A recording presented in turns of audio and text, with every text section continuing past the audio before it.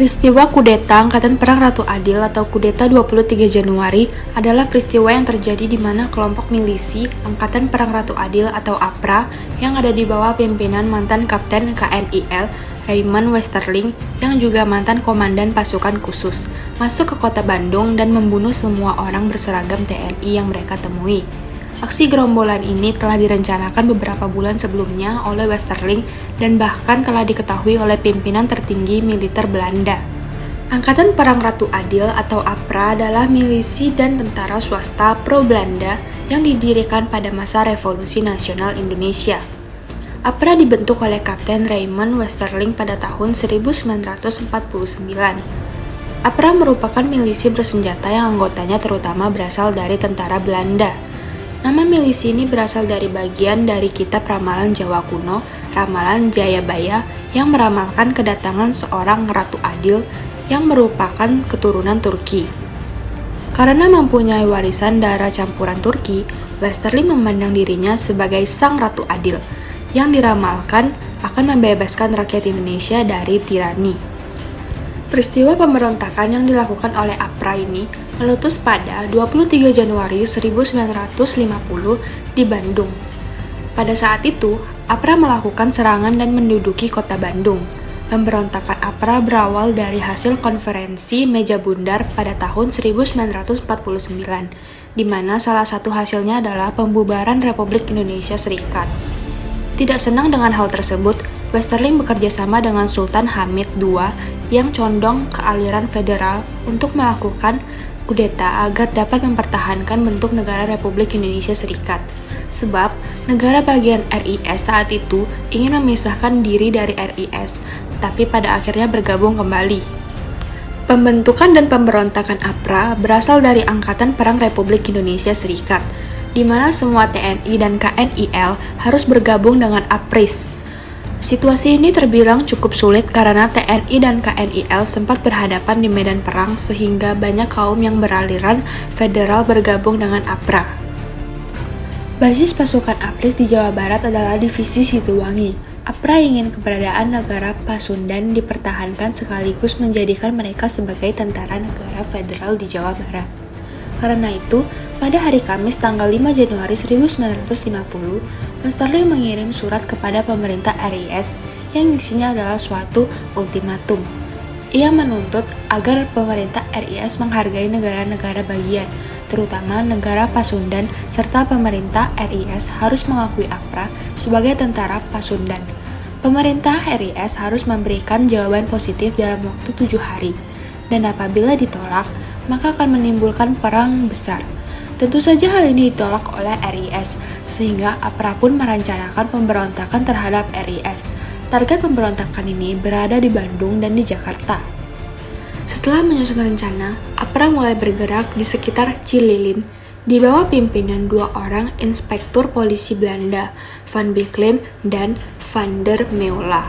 Gerakan APRA yang terdiri dari sekitar 800 orang, di antaranya 300 anggota KNIL bersenjata lengkap menyerang kota Bandung pada pagi hari tanggal 23 Januari 1950. Walaupun 1 hari sebelum serangan, pimpinan divisi Siliwangi telah mensinyalir adanya suatu gerakan dari sekelompok orang bersenjata yang bergerak dari Cimahi menuju kota Bandung. Tetap saja, Westerling berhasil memasuki kota itu. Keesokan harinya, APRA telah memasuki kota Bandung dan secara ganas membunuh setiap anggota TNI yang dijumpai. Setelah menguasai Siliwangi, Westerling bekerja sama dengan Sultan Hamid II merencanakan untuk menyerang Jakarta. Tujuannya adalah untuk menculik dan membunuh Menteri-Menteri Republik Indonesia Serikat atau RIS yang saat itu tengah bersidang. Tapi, usaha yang direncanakan oleh Westerling itu bisa digagalkan. Semuanya itu berkat pasukan APRIS yang mengirimkan kesatuan-kesatuannya yang berada di Jawa Tengah dan di Jawa Timur. Perdana Menteri RIS pada waktu itu, Dr. Muhammad Hatta, melakukan perundingan dengan komisaris tinggi Belanda dalam merespon hal tersebut. Hasilnya, Mayor Jenderal Engels, komandan tentara Belanda di Bandung, mendesak Westerling untuk pergi dari kota itu. Setelah terdesak, gerombolan APRA pergi meninggalkan Bandung. Setelah meninggalkan Bandung, gerombolan APRA menyebar ke berbagai wilayah dan terus dikejar oleh APRIS. Dengan bantuan rakyat, gerombolan APRA yang telah berceceran berhasil dilumpuhkan oleh APRIS.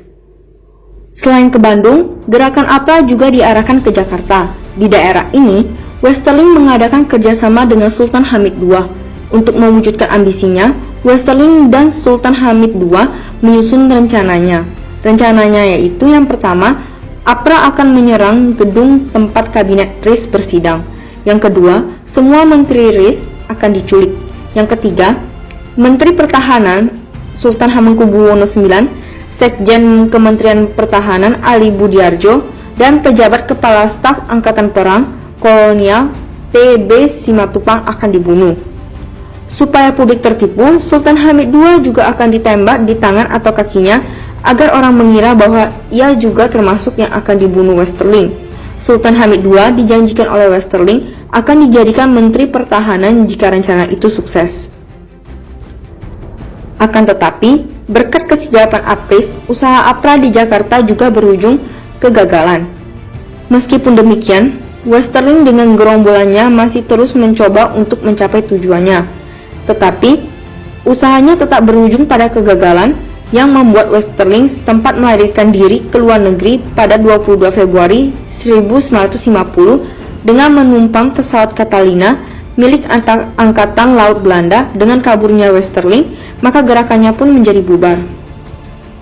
Kunci utama dari pelumpuhan pemberontakan APRA ini diawali oleh Muhammad Hatta yang melakukan perundingan dengan Komisaris Tinggi Belanda untuk merespon hal itu.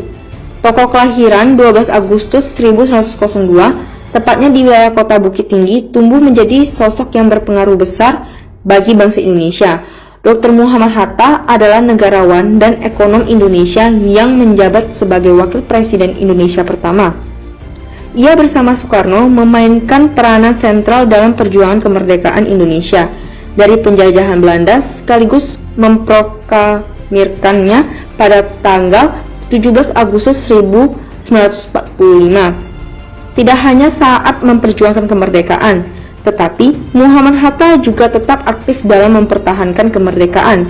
Salah satunya adalah saat terjadi pemberontakan APRA, di mana posisinya sebagai Perdana Menteri RIS mengambil keputusan perundingan yang penting dengan pihak Belanda.